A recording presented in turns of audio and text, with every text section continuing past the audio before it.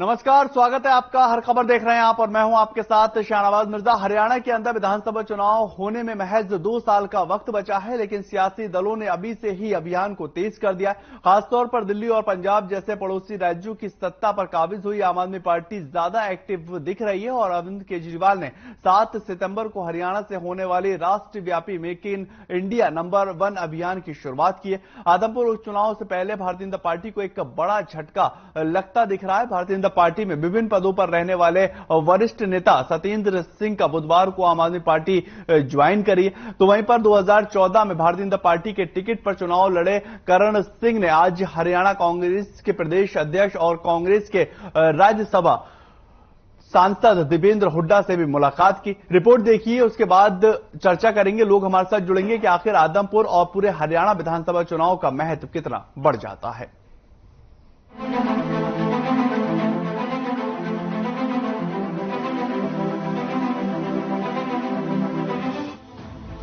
किसका होगा आदमपुर का रंग? नाक का सवाल बनी आदमपुर सीट। बीजेपी को लग सकता है बड़ा झटका। पार्टी छोड़कर जा रहे दिग्गज। दरअसल शहर स्थित पीडब्ल्यूडी गेस्ट हाउस में आयोजित कार्यक्रम में आम आदमी पार्टी में शामिल होने पर उन्होंने कहा कि वे आदमपुर में शिक्षा, स्वास्थ्य, सुरक्षा और क्षेत्र के विकास के लिए कार्य करेंगे। आम आदमी पार्टी की विचारधारा से प्रभावित है।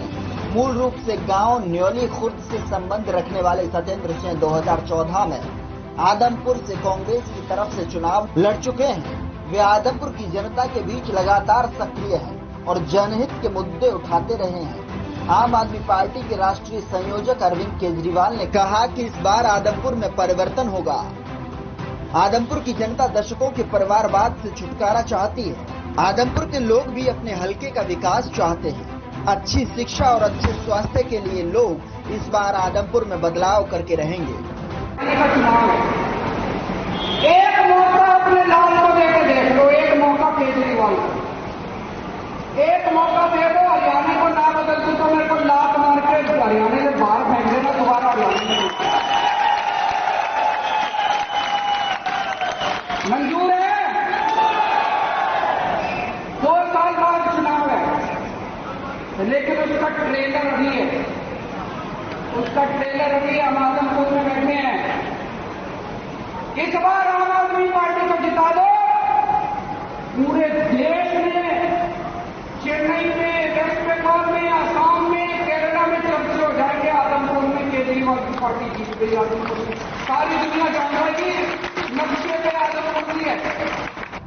बता दें कि आदमपुर चुनाव से पहले बीजेपी को बड़ा झटका लग सकता है। दरअसल करण सिंह रानौलिया की कांग्रेस नेताओं से सकारात्मक माहौल में आज बातचीत हुई।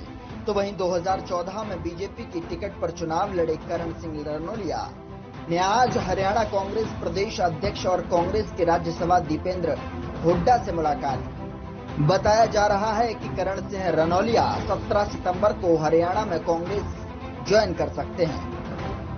भाजपा चुनाव जीतने के बाद ही अगले चुनाव की रणनीति तैयार करने में जुट जाती है। 2 साल पहले उस राज्य में चुनावी तैयारी शुरू कर दी जाती है। ऐसा करने से दूसरी पार्टियों पर मनोवैज्ञानिक दबाव भी बनता है। आम आदमी पार्टी ने भी अब भाजपा की तरह चुनाव से 2-3 साल पहले ही चुनावी रणनीति बनानी शुरू कर दी है। दिल्ली, पंजाब जीतने के बाद अब अरविंद केजरीवाल की नजरें अपने खुद के प्रदेश हरियाणा पर हैं। हरियाणा में 2024 में होने वाले चुनाव में करीब 2 साल पहले ही तैयारियां शुरू कर दी हैं। करीब 44 साल से आदमपुर में चौधरी भजनलाल का परिवार ही कांग्रेस का चेहरा रहा है। उनके अलावा यहां कांग्रेस का कोई चेहरा उभर नहीं सका। कुलदीप बिश्नोई की ओर से हजका का गठन किए जाने पर आदमपुर में बाहरी प्रत्याशी ही लड़ाए गए। इसमें रणजीत सिंह, जयप्रकाश, कुलबीर बेनीवाल कांग्रेस के टिकट पर लड़ चुके हैं। आदमपुर से कांग्रेस के टिकट पर लड़ने वाले सत्येंद्र सिंह भी अब कांग्रेस के बजाय भाजपा में थे, लेकिन अब उन्होंने भी आप पार्टी का दामन थाम लिया है। साथ ही कांग्रेस के पास मजबूत चेहरा न होना भी आपके लिए फायदेमंद हो सकता है। देखना होगा कि हरियाणा में कितने पानी में हैं आप और कांग्रेस। ब्यूरो रिपोर्ट, हर खबर। तो वहीं पर आदमपुर का चुनाव कितना ज्यादा खास हो जाता है, उसको लेकर चर्चा करेंगे। और चर्चा में हमारे साथ प्रवीण आत्रे, प्रवक्ता भारतीय जनता पार्टी, और देव प्रकाश विद्रोही जी, प्रवक्ता कांग्रेस, ओंकार सिंह, प्रवक्ता इनेलो, और हमारे सहयोगी अनूप जो है वो हिसार से जुड़ते हुए नजर आएंगे। आप सबका स्वागत है। और पहला सवाल मेरा प्रवीण जी आपसे ही रहेगा। आप भारतीय जनता पार्टी के प्रवक्ता हैं, रूल जो है वो हरियाणा में करते हुए नजर आ रहा है। आदमपुर चुनाव क्या विधानसभा और लोकसभा जो आगामी होने वाली है उसकी नींव रखते हुए नजर आएंगे?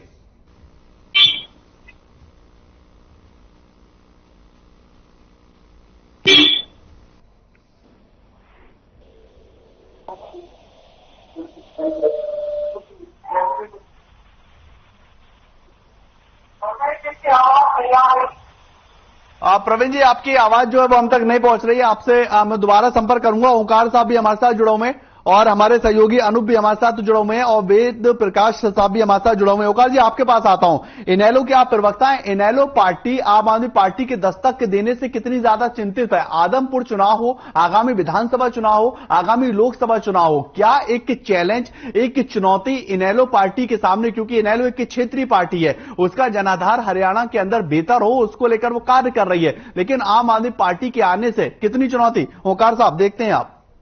देखिए, मैं आपको बताना चाहता हूं, जो व्यक्ति संघर्ष करते हैं उनको चुनौती की परवाह नहीं होती, और जो जमीनी स्तर पर कार्य करते हैं उनको अपने कार्य पर और जनता पर विश्वास होता है।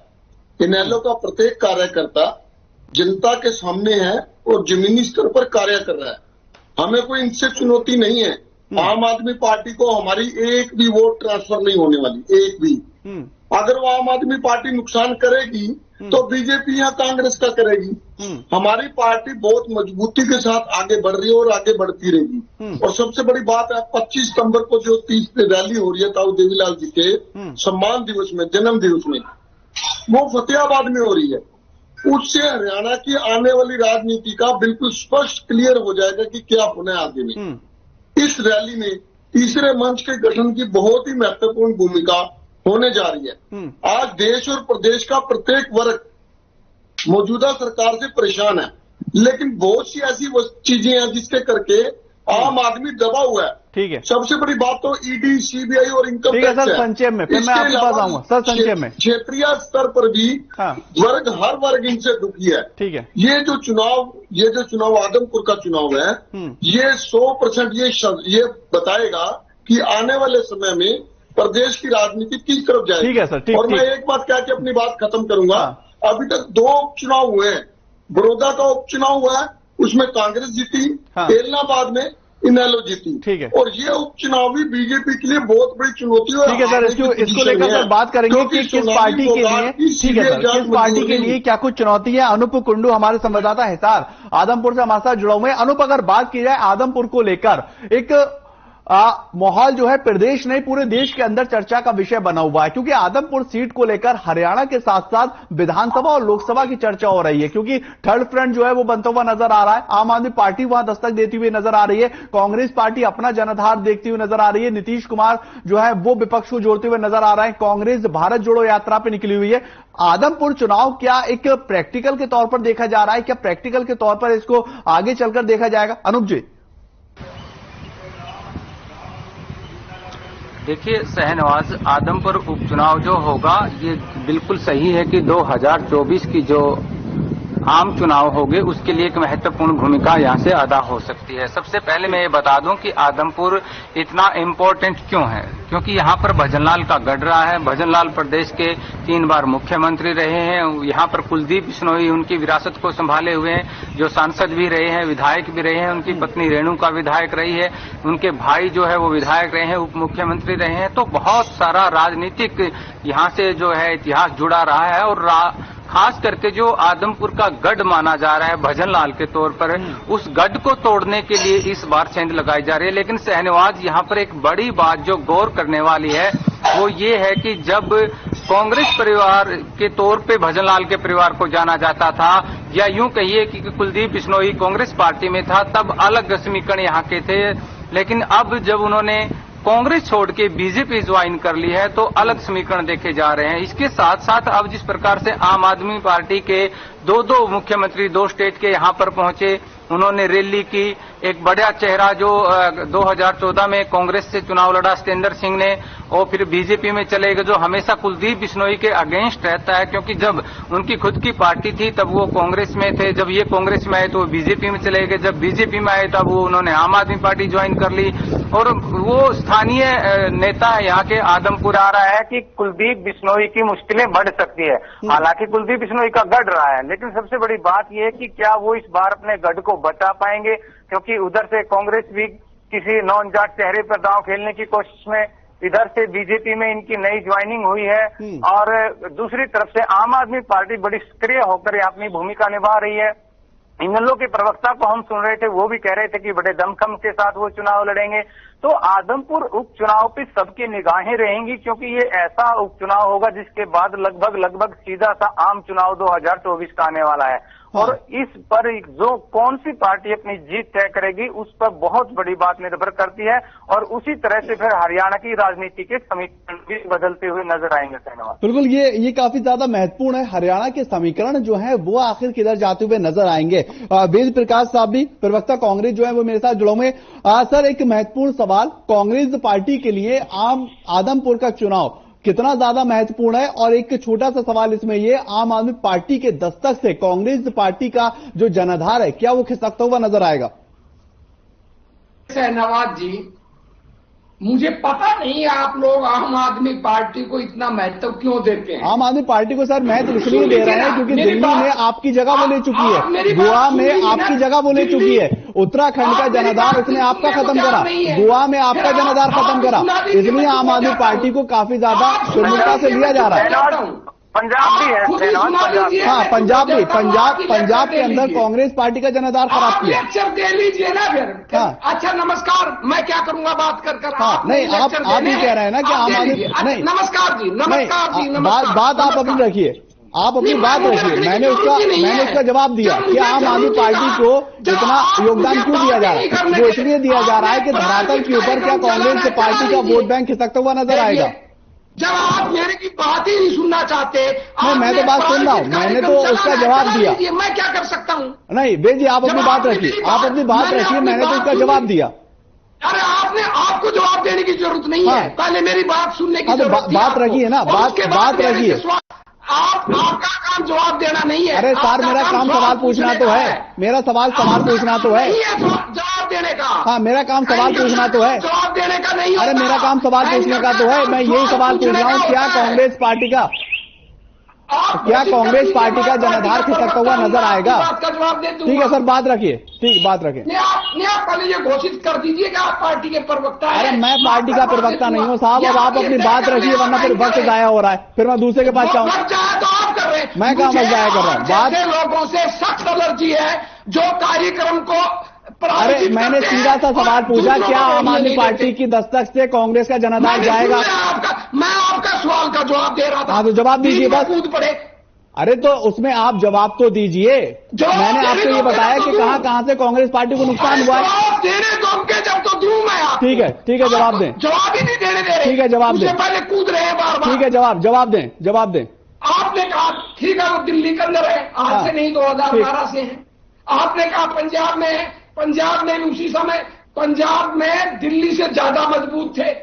2014 में उन्होंने पंजाब में 4 सीट जीती थी, दिल्ली में 0 सीट जीती थी।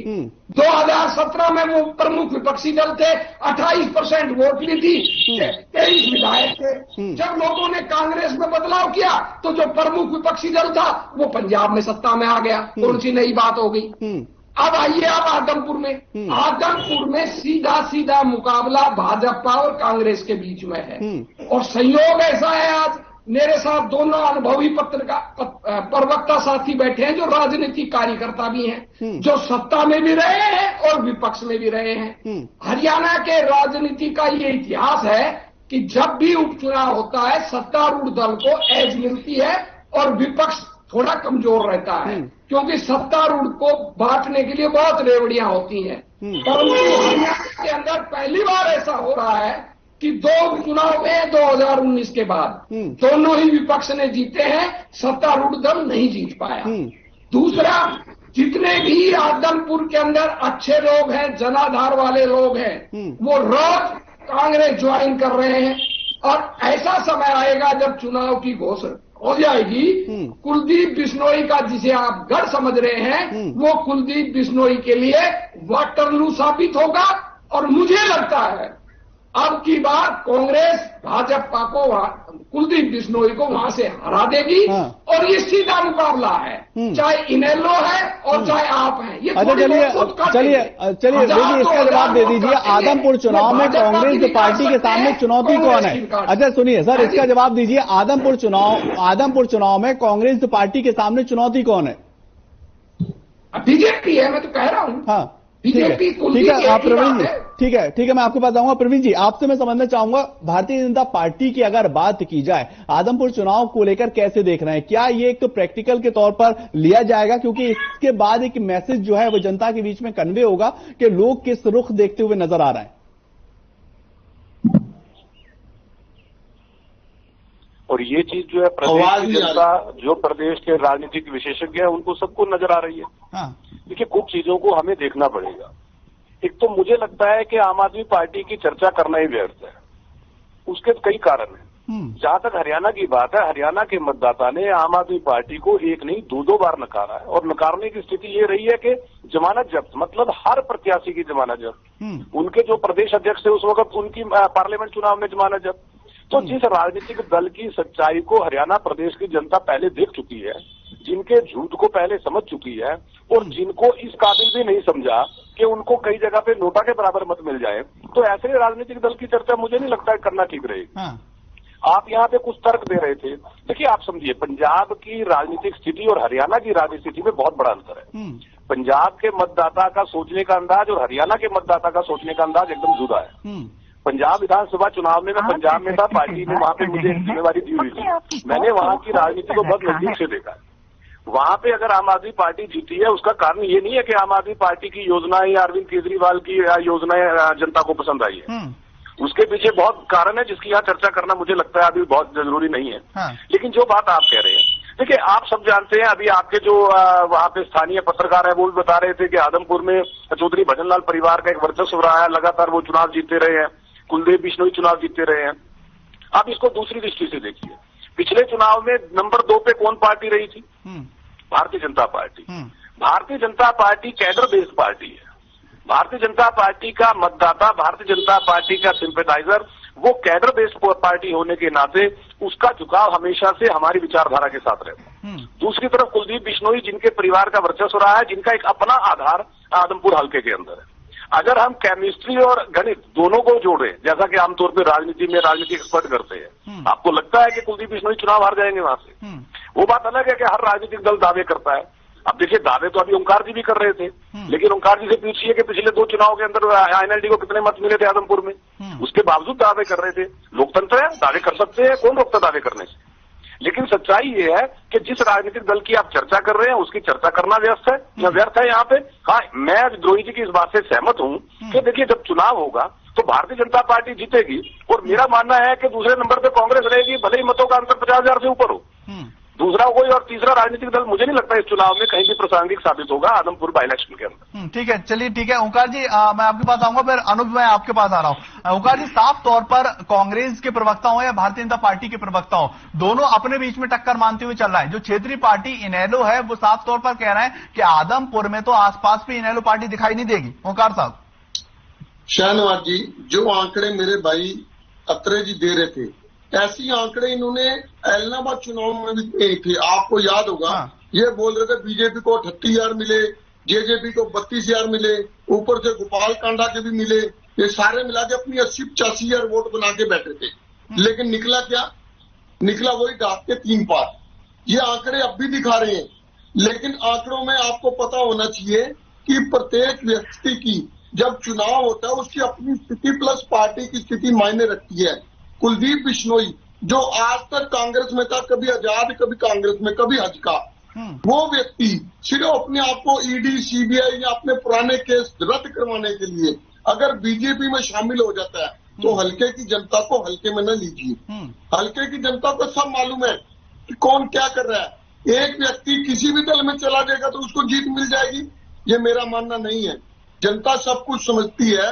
आज के दिन में तो आज जैसे हमारे पास इंटरनेट है, सब कुछ है, तो जनता को पता है कि इसकी क्या पोजीशन है। हाँ। और इससे बड़ी बात है जो सोनाली फोगाट का मर्डर हुआ है, और मैं मानता हूं मर्डर स्टेट के अगेंस्ट होता है। जब भी कोई केस दर्ज होता है तो स्टेट वर्सेस होता है। उसके परिवार वाले बार बार मांग कर रहे हैं कि इसकी सीबीआई जांच होनी चाहिए, यहां तक कि उन्होंने सुप्रीम कोर्ट का दरवाजा भी खटका दिया, इन्होंने नहीं माना। आज मैंने सोनाली फोगाट की बेटी का बयान देखा तो मेरे को बहुत महसूस हुआ कि बीजेपी वाले ठीक है सीबीआई जांच नहीं करवाना चाहते। इसके पीछे क्या कारण हो सकता है? इसके पीछे एक ही कारण है, इनके कुछ बड़े चेहरे उसके बीच में शामिल होंगे। जब ये सीबीआई जांच सामने आएगी जनता, ठीक है। अनूप के बाद मुझे जाना होगा, फिर मैं आ रहा हूं संजय में लास्ट फाइनल कमेंट लेने। ओंकार जी आपके पास आऊंगा मैं। अनूप, मुझे एक बात ये समझ में नहीं आ रही, आदमपुर का जो चुनाव होगा वो किन मुद्दों को लेकर लड़ा जाएगा? क्योंकि कांग्रेस पार्टी भारत जोड़ो यात्रा निकालती हुई नजर आ रही है। सोनाली फोगाट को लेकर अरविंद केजरीवाल जो है वो उनके परिवार वालों से मिलते हुए नजर आए, और भारतीय जनता पार्टी तो 365 दिन जो है वो सियासत करती हुई नजर आती ही रहती है। इस बार आदमपुर का जो चुनाव है अनूप, वो किन मुद्दों को लेकर जो है वो लड़ा जा सकता है? शहनवाज, आदमपुर का जो चुनाव होगा वो किसी विशेष मुद्दों को लेकर के नहीं होगा। वो पानी निकासी लेकर के, सीवरेज या विकास कार्यों को लेकर के ऐसा कोई चुनाव होने वाला नहीं है। जहां पर सिर्फ एक ही मुद्दा रहेगा, एक कुलदीप बिश्नोई को जिताने वाला वोट बैंक होगा और एक कुलदीप बिश्नोई को हराने वाला वोट बैंक रहेगा। यहाँ पर जो चीज रहेगी वो सिर्फ ये रहेगी कि एक तरफ ये जो घराना है ये अपनी जीत बनाने के लिए जोर लगाएगा और दूसरा जो होगा इसको हराने के लिए लगाएगा। क्योंकि यहाँ पर पिछले लंबे समय से लगभग जो है 24 साल के करीब से बताया जा रहा है कि जो भजनलाल का परिवार का यहाँ पर राज रहा है, तो अगर उस दौरान वो विकास कार्य यहाँ तक कि नाले, सड़कें, इनका भी नहीं करवा पाए, क्योंकि आज के दिन अगर पिछले 8 साल की बात की जाए तो बीजेपी की सरकार भी ये कहती कि सबका साथ सबका विकास, तो हर विधायक को ग्रांट मिल रही थी, उसके बावजूद भी अगर वो नाले सड़कें नहीं बना पाए तो ये कसूर भी उस विधायक का था। दूसरी बात, अगर कांग्रेस ये कहे कि यहाँ पर इस तरह के चुनाव लड़ा जा सकता है, या इनेलो या आम आदमी पार्टी कहे कि वो स्थानीय मुद्दों को लेकर के चुनाव लड़ेंगे, तो इस प्रकार का कोई नहीं रहेगा। यहाँ पर सिर्फ एक मुद्दा रहेगा, भजनलाल परिवार को जिताना है या भजनलाल परिवार को हराना है। ठीक है अनूप। प्रवीण जी, लास्ट 30 सेकंड फाइनल कमेंट। देखिए, मैं अभी सुन रहा था एनएलडी के प्रवक्ता को। एनएलडी के प्रवक्ता जो है किस तरह के तर्क दे रहे हैं। वो सोनाली फोगाट जी का जिक्र कर रहे हैं जिनकी जो मौत हुई है वो गोवा में हुई है, और सब कुछ जानते हैं कि जिस स्टेट के अंदर मृत्यु हुई है उस स्टेट सरकार के अधिकार क्षेत्र में आता है उसके ऊपर कार्रवाई करना। हरियाणा के मुख्यमंत्री से तो बाकायदा 2 बार पत्र लिखा, गोवा के मुख्यमंत्री को 2 बार फोन पे बात की, उनसे निवेदन किया। और सबसे बड़ी बात, देखिए तुलना कर रहे हैं एलनाबाद चुनाव में भारतीय जनता पार्टी को लगभग 65,000 मत मिले। मात्र 5,000 साढ़े 5,000 मतों से भारतीय जनता पार्टी दूसरे नंबर पे रही है। वहां पे इंडियन नेशनल लोकदल की परंपरागत सीट है, वो चौधरी देवीलाल वहां से चुनाव जीतते रहे हैं, चौटाला साहब जीतते रहे हैं, अभय सिंह जीतते रहे हैं। इस तरह की परंपरागत सीट जो आदमपुर है वो भजनलाल परिवार की है। इन दोनों तथ्यों को अगर ओंकार जी इग्नोर करेंगे और अपने मुंह मियां मिट्टू बनने की कोशिश करेंगे तो सब करते रहे, उससे कोई अंतर नहीं पड़ने वाला। लेकिन मैं फिर वही बात दोहराता हूं कि थोड़ा सा ध्यान देना चाहिए अपनी पार्टी को मजबूत करने पे, खुशफहमी में नहीं रहना चाहिए। आदमपुर में मुझे नहीं लगता कि आपको 2,500-3 हजार से ज्यादा वोट मिलने वाले हैं, जो आदमपुर के अंदर अभी तक का रिकॉर्ड रहा है। ठीक है, फाइनल कमेंट लास्ट 30 सेकंड। देखिए, आदमपुर के अंदर जितने भी कुलदीप बिश्नोई विरोधी लोग हैं वो सब कांग्रेस में आ रहे हैं, और कांग्रेस वहां निश्चित रूप से कुलदीप बिश्नोई को कड़ी टक्कर ही नहीं देगी, अपितु इस चुनाव को जीतेगी, मेरा पूर्ण विश्वास है। चलिए ओंकार जी, लास्ट 30 सेकंड। देखिए, आदमपुर चुनाव उपचुनाव बीजेपी 2 उपचुनाव हार चुकी है और तीसरा भी हारेगी, ये मेरा मानना है। इनेलो वहां पे बहुत अच्छी वोट हासिल करेगी, जैसे मेरे भाई प्रवक्ता साथी बोल रहे थे 2,500-3 हजार वोट। तो हम अपनी वोट पे तो आप ध्यान रख रहे हैं, आप अपना देखिए, आप 2 उपचुनाव हार चुके हैं, तीसरा भी हारे। चलिए बहुत बहुत ठीक है। प्रवीण रात्रे जी आप हमारे साथ जुड़े, वेद जी आप हमारे साथ जुड़े, ओंकार जी आप हमारे साथ जुड़े, अनूप हमारे साथ हिसार से हमारे सहयोगी हमारे संवाददाता जुड़े। आदमपुर के चुनाव को लेकर जो सियासत है वो बहुत ज्यादा गर्म होती हुई नजर आ रही है, और राजनीतिक पार्टियां 2 साल पहले विधानसभा चुनाव की तैयारियों में लगातार जुटी हुई दिखाई दे रही। फिलहाल के लिए इतना ही, नमस्कार।